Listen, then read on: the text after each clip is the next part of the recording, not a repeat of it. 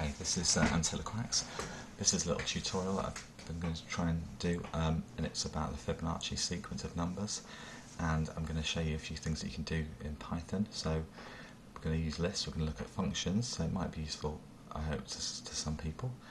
The reason why I thought we'd have a little look at Fibonacci numbers today is partly because they're just a nice, easy mathematical sequence with some interesting. Also, there's a little project being run at the moment by the Museum of Science and Industry called Chewing Sunflowers, and that reflects the fact that it's Turing year this year, and as well as his work on computers, he was interested in the way mathematical patterns can be found in nature. So, you know, you see the Fibonacci series in lots of things, for instance in the seed heads in a sunflower. So it might be something that you want to have a look at if you go to www.turingsunflowers.com. You can find a bit more about that. Okay, so the Fibonacci series is basically a very simple idea. So if we go and open a new window,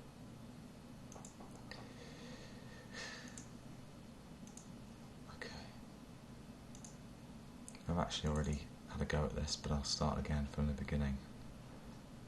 So I'll just open up the file I was working on.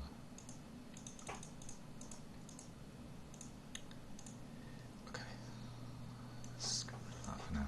I'll just go through that properly. Okay, so we're going to calculate the Fibonacci series. So the idea of a Fibonacci series is very simple. You start with 0, which is your first term in the series. Second one is 1. And then as you go through, you just need to add the last two values together. So let's just get this started off. I'm just going to print Fibonacci out so that the user knows what's coming. Then I'm going to print the first two values.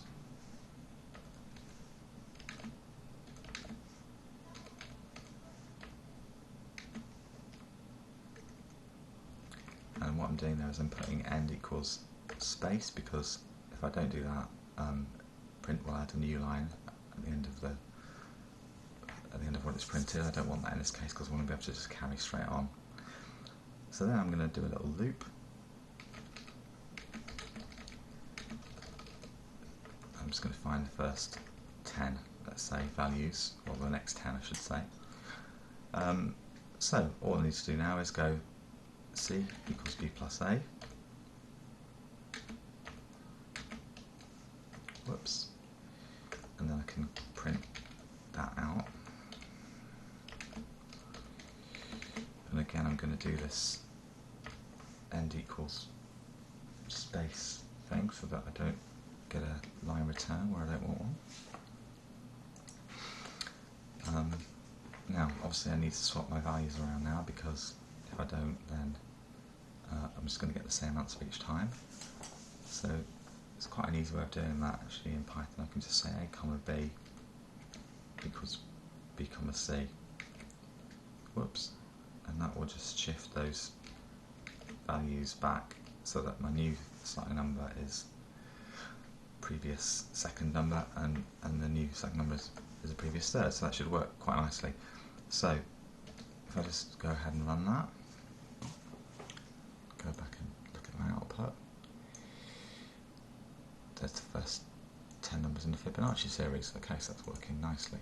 Now, that's all very well, but this is a kind of sort of very forgetful program, because it doesn't keep a record anywhere of the numbers it's calculated. So you might want to do something that actually generates a list of all the numbers that we've got. So I'm just going to overwrite this file. So I'm going to call this one Fib1. Just going to add another little comment here using a list. So lists are nice, useful things to have in Python. I'll get rid of some of this, we don't need that. I'm going to need that. Some of that's going to be similar, but let's get rid of it for now. Okay, so I'm going to make a list. I'm going to call it Fib. The way I make a list is with square brackets, and I'm going to have two values in there to start with, 0 and 1. Then I'm going to have my loop just like before.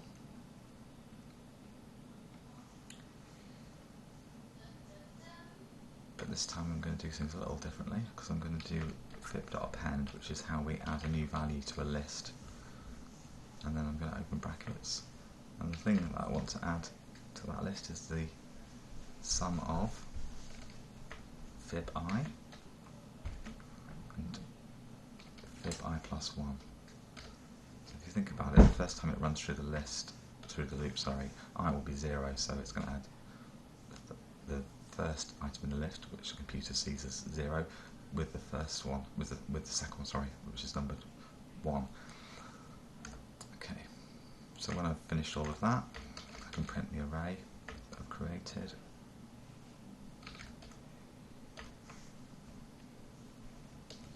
And that should work quite nicely. Yeah, so that's the same sort of thing.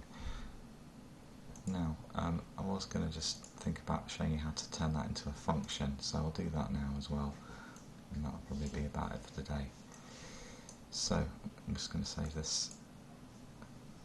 Again, I'm going to just overwrite one that I had a little go up before, and find it.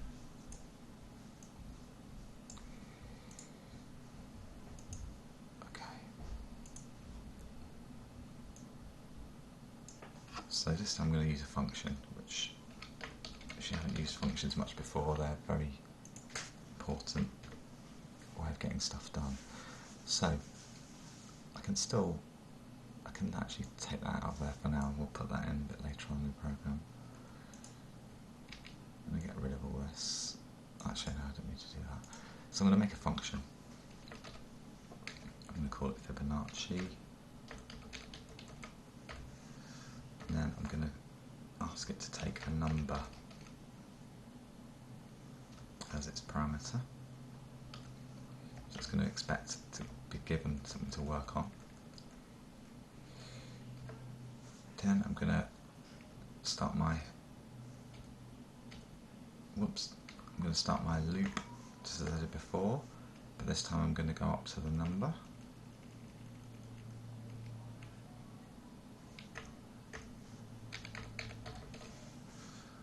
So now I'm appending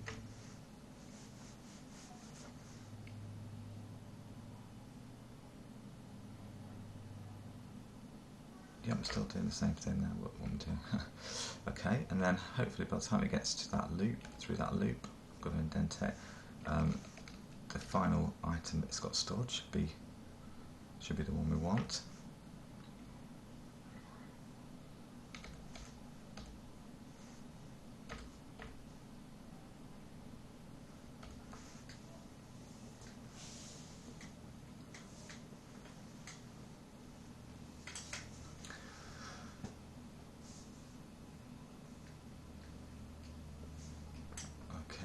That should do that. So it's going to print Fibonacci there, and then we're going to just ask the user what number they want. So we're going to say, let's call it request, and we're going to need it to be an integer because otherwise things will go wrong, because we're going to do some maths with this number. So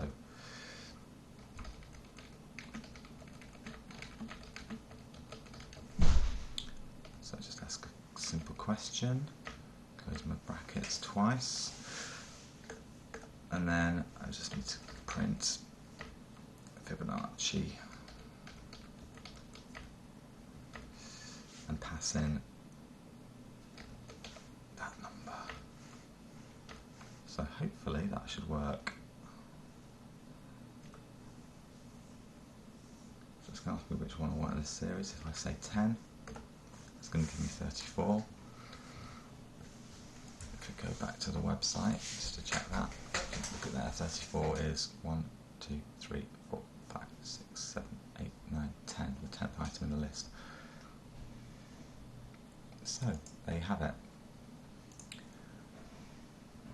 A little program which uses a function to calculate a particular item in the Fibonacci sequence.